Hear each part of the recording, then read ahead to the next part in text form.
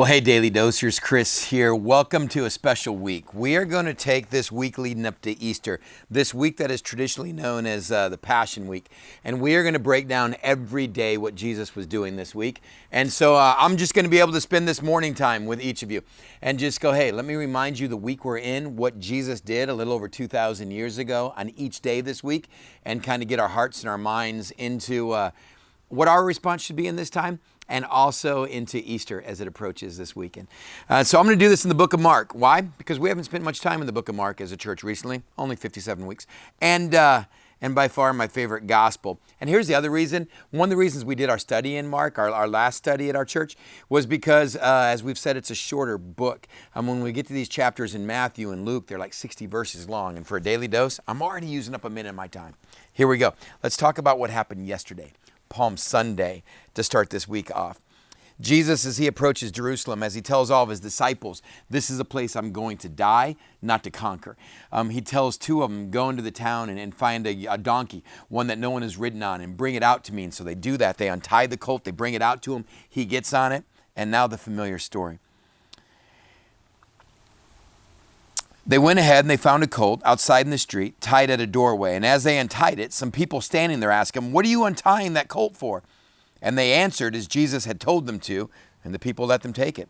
And when they brought the colt to Jesus and they threw their cloaks over it, he sat on it. And many people spread their cloaks on the road, while others spread branches that they had cut in the fields.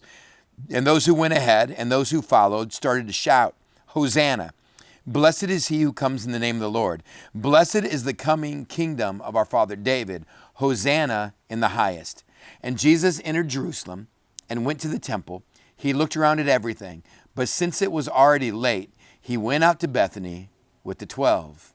And the next day starts this day, what we're on, Monday. Here's what I love about setting up this story on this. I love setting up this story and just seeing that this thing started, Easter week started, the way we've been wanting this to go for our hero ever since the beginning of the story. We've seen him being opposed by religious leaders. We've seen him being opposed by spiritual leaders, by civic leaders.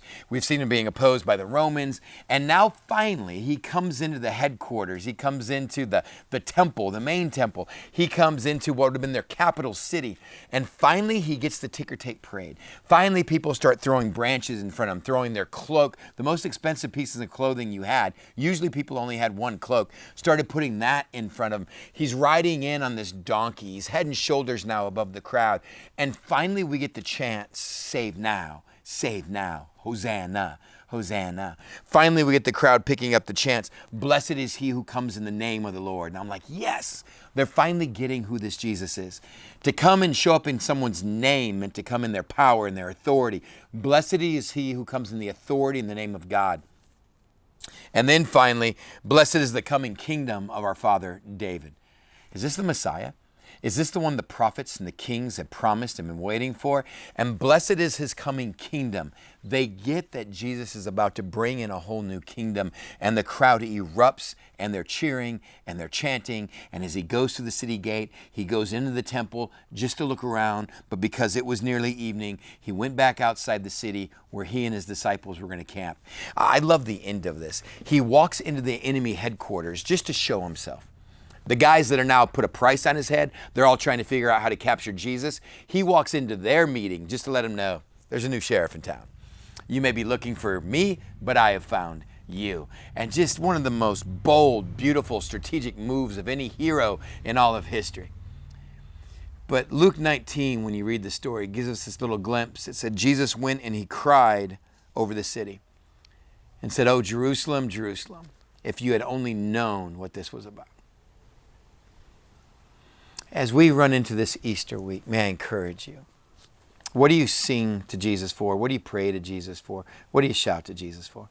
Especially in this time right now of need that so many of us are in, this time of uncertainty with this virus.